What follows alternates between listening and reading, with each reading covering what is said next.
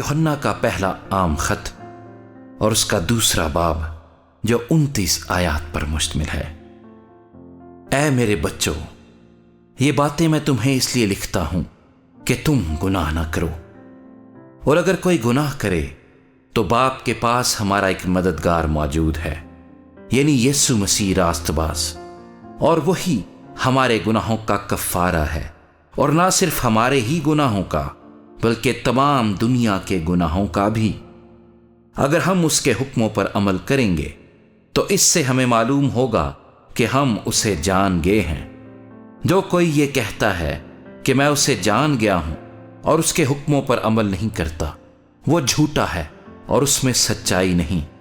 ہاں، جو کوئی اس کے کلام پر عمل کرے اس میں یقیناً خدا کی محبت کامل ہو گئی ہے۔ ہمیں اسی سے معلوم ہوتا ہے کہ ہم اس میں ہیں۔ جو کوئی یہ کہتا ہے کہ میں اس میں قائم ہوں تو چاہیے کہ یہ بھی اسی طرح چلے جس طرح وہ چلتا تھا۔ اے عزیزو، میں تمہیں کوئی نیا حکم نہیں لکھتا بلکہ وہی پرانا حکم جو شروع سے تمہیں ملا ہے۔ یہ پرانا حکم وہی کلام ہے جو تم نے سنا ہے۔ پھر تمہیں ایک نیا حکم لکھتا ہوں، اور یہ بات اس پر اور تم پر صادق آتی ہے کیونکہ تاریکی مٹتی جاتی ہے اور حقیقی نور چمکنا شروع ہو گیا ہے۔ جو کوئی یہ کہتا ہے کہ میں نور میں ہوں اور اپنے بھائی سے دعوت رکھتا ہے، وہ ابھی تک تاریکی ہی میں ہے۔ جو کوئی اپنے بھائی سے محبت رکھتا ہے وہ نور میں رہتا ہے اور ٹھوکر نہیں کھانے کا، لیکن جو اپنے بھائی سے دعوت رکھتا ہے وہ تاریکی میں ہے اور تاریکی ہی میں چلتا ہے، اور یہ نہیں جانتا کہ کہاں جاتا ہے کیونکہ تاریکی نے اس کی آنکھیں اندھی کر دی ہیں۔ اے بچوں، میں تمہیں اس لیے لکھتا ہوں کہ اس کے نام سے تمہارے گناہ معاف ہوئے۔ اے بزرگوں، میں تمہیں اس لیے لکھتا ہوں کہ جو ابتدا سے ہے اسے تم جان گئے ہو۔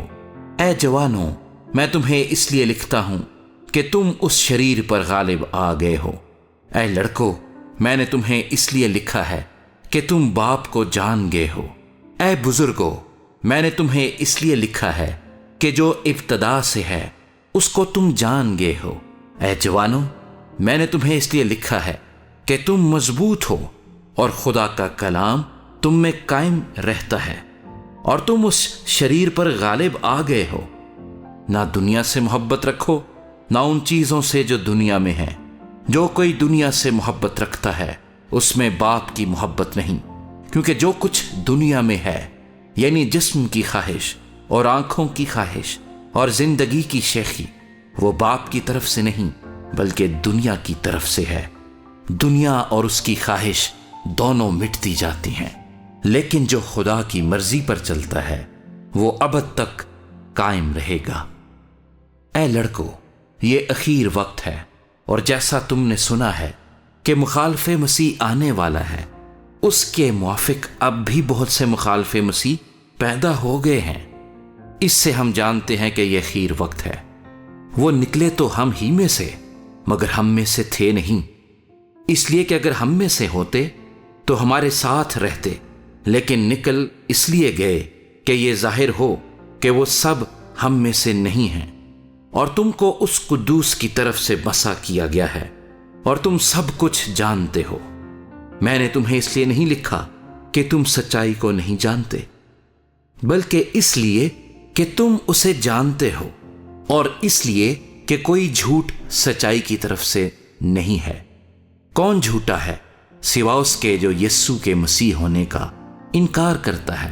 مخالف مسیح وہی ہے جو باپ اور بیٹے کا انکار کرتا ہے۔ جو کوئی بیٹے کا انکار کرتا ہے اس کے پاس باپ بھی نہیں۔ جو بیٹے کا اقرار کرتا ہے اس کے پاس باپ بھی ہے۔ جو تم نے شروع سے سنا ہے وہی تم میں قائم رہے۔ جو تم نے شروع سے سنا ہے اگر وہ تم میں قائم رہے تو تم بھی بیٹے اور باپ میں قائم رہو گے۔ اور جس کا اس نے ہم سے وعدہ کیا وہ ہمیشہ کی زندگی ہے۔ میں نے یہ باتیں تمہیں ان کی بابت لکھی ہیں جو تمہیں فریب دیتے ہیں، اور تمہارا وہ مسیح جو اس کی طرف سے کیا گیا تم میں قائم رہتا ہے، اور تم اس کے محتاج نہیں کہ کوئی تمہیں سکھائے، بلکہ جس طرح وہ مسیح جو اس کی طرف سے کیا گیا تمہیں سب باتیں سکھاتا ہے اور سچا ہے اور جھوٹا نہیں، اور جس طرح اس نے تمہیں سکھایا اسی طرح تم اس میں قائم رہتے ہو۔ غرض اے بچوں، اس میں قائم رہو تاکہ جب وہ ظاہر ہو تو ہمیں دلیری ہو اور ہم اس کے آنے پر اس کے سامنے شرمندہ نہ ہوں۔ اگر تم جانتے ہو کہ وہ راست باز ہے تو یہ بھی جانتے ہو کہ جو کوئی راست بازی کے کام کرتا ہے وہ اس سے پیدا ہوا ہے۔